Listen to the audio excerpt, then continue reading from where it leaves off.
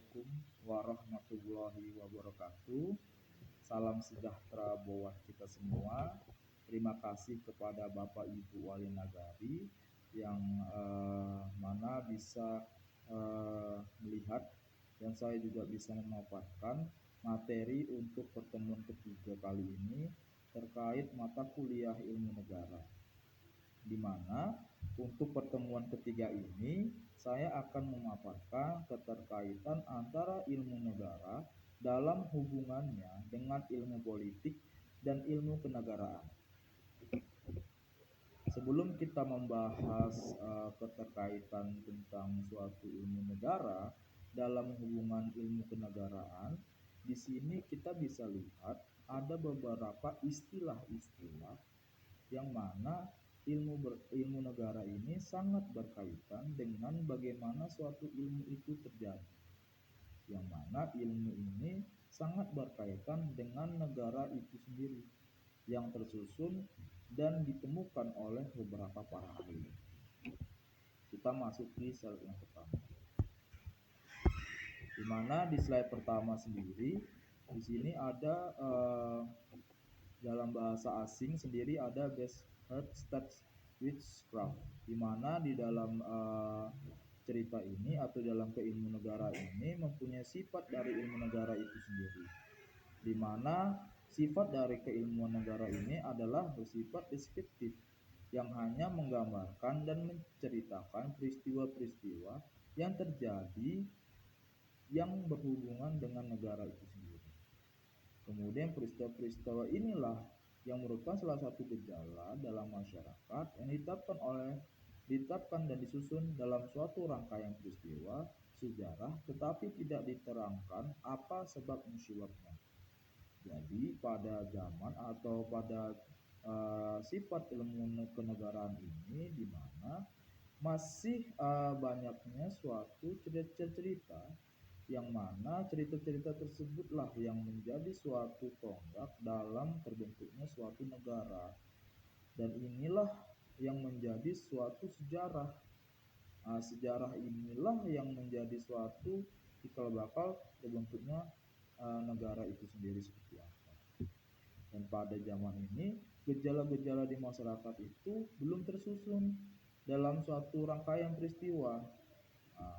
Dan inilah masih dan jadi orang-orang di masa ini atau semua sekarang ini belum mengetahui bagaimana sebab dan musababnya, tetapi cerita-cerita tersebutlah ini yang disampaikan oleh para filsuf pada zaman ini. Hal inilah menjadi suatu dasar sifat dasar dari ilmu kenegaraan tersebut, di mana ilmu pengetahuan juga yang menggambarkan suatu peristiwa-peristiwa kenegaraan ini juga bisa disebut sebagai Eshadel Staatswetenschaft atau Standard Tudo. Kemudian juga ada beberapa juga di mana kita bisa dapat contohkan terkait sifat ilmu kenegaraan pada zaman Best Harry Ben Staatswetenschaft ini sebagai contoh pada zaman Plato, di mana pada zaman Plato ini menceritakan bagaimana negara itu terjadi, atau Plato itu punya pandangan terkait negara itu seperti apa, yang mana pada perkuliahan sebelumnya dengan Pak Hamzah, yang Pak Hamzah paparkan dalam videonya, ada keterkaitan Plato tentang negara itu seperti apa, di mana peristiwa-peristiwa yang digambarkan pada masa atau zaman tersebut masih dalam bentuk cerita-cerita, belum mempunyai analisa-analisa yang tertulis yang membahas tentang ilmu dengan negara itu seperti apa. Kemudian kita masuki ke sifat ilmu pengetahuan yang selanjutnya, yaitu di sini ada tentang theoretics statistwitchcraft. Sebelumnya saya mohon maaf kalau bahasa asing ini mungkin salah ejaan atau salah bacaan, di mana pada sifat keilmuan kenegaraan ini, di mana zaman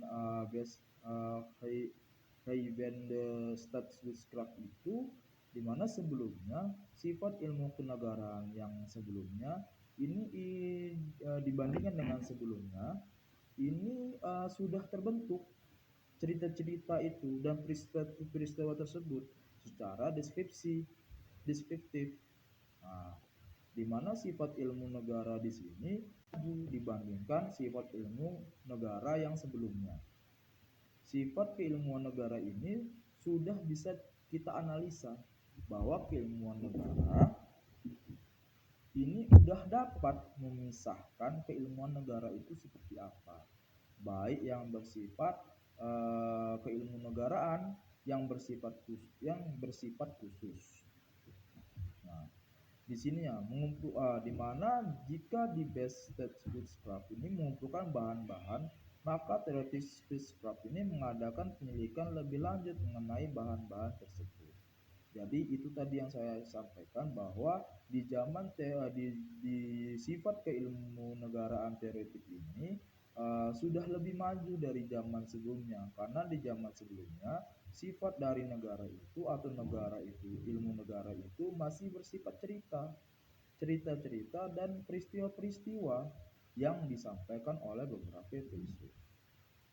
Nah, dengan mengadakan analisa-analisa dan memisahkan mana yang mempunyai ciri-ciri khusus, ciri-ciri khusus, sifat dari ilmu kenegaraan yang teoretik ini adalah sifat yang sudah mengarah kepada sifat khusus.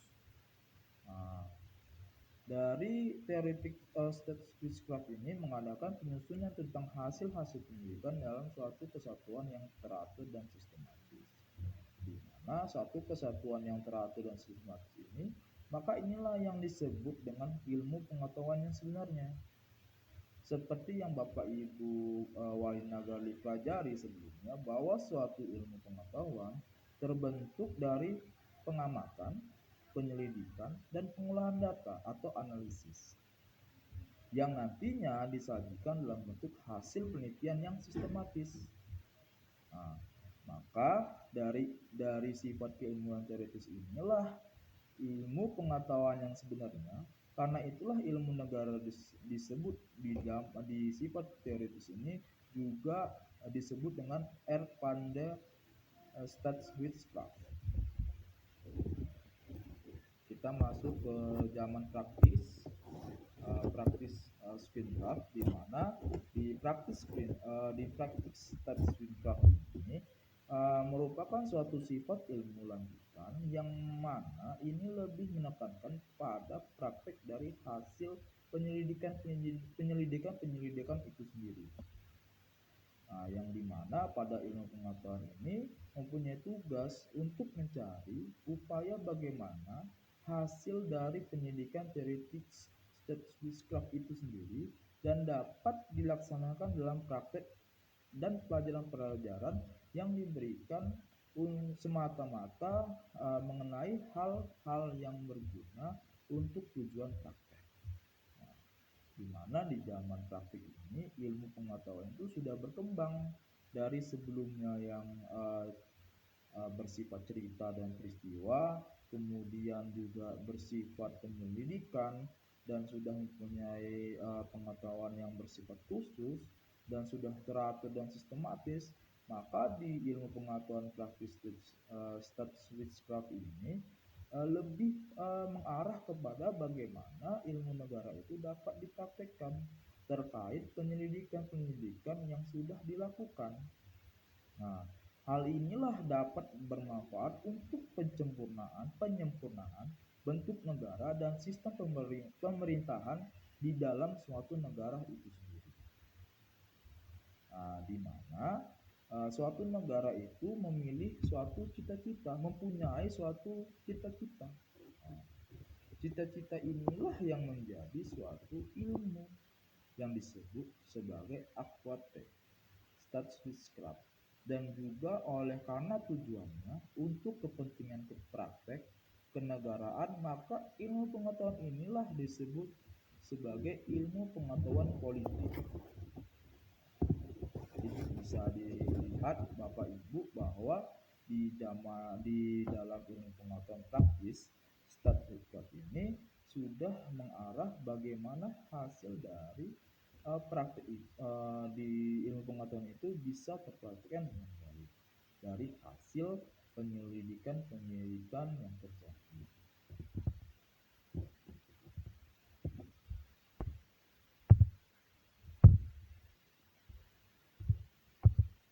Oke. Nah, dari tiga ilmu pengetahuan ini dapat kita simpulkan bahwa adanya kepemilikan atau memiliki hubungan yang sangat erat dan masing-masing bisa dikatakan tidak berdiri sendiri. Dalam bukunya Theoretic Statistic bagian sebagai berikut, adanya Algemeine Statsher dan Besondere Statsher. Nah, di mana di Algemeine Statsher ini menyelidiki negara-negara pada umumnya, sedangkan Besondere menyelidiki suatu negara pada khususnya. Kenapa demikian? Ya karena untuk mempraktekkan ilmu yang berkaitan dengan negara itu harus tahu dulu dasarnya dan melalui cerita-cerita dan peristiwa-peristiwa pada dasarnya. Makanya Algemeine Statsher ini adalah suatu bentuk negara untuk menyelidiki bagaimana sifat dari umumnya itu sendiri. Kemudian sedangkan dasar ini adalah menyelidiki suatu negara pada khususnya. Dari tiap bagian tersebut, Delitzsch mengadakan penyelidikan dari sudut sosiologis dan yuridis. Secara sosiologis menghasilkan Algemeine Social Statsher dan tinjauan secara yuridis menghasilkan Algemeine Staatsrechtsherr. Juga ditinjau tersebut dilakukan juga terhadap Besondere Statsherr dan bagi tinjauan secara sosiologis menghasilkan Individuelle Statsherr, sedangkan secara yuridis menghasilkan Spezstatsherr. Nah, kemudian perbedaan ilmu negara dan ilmu politik. Nah, di sini.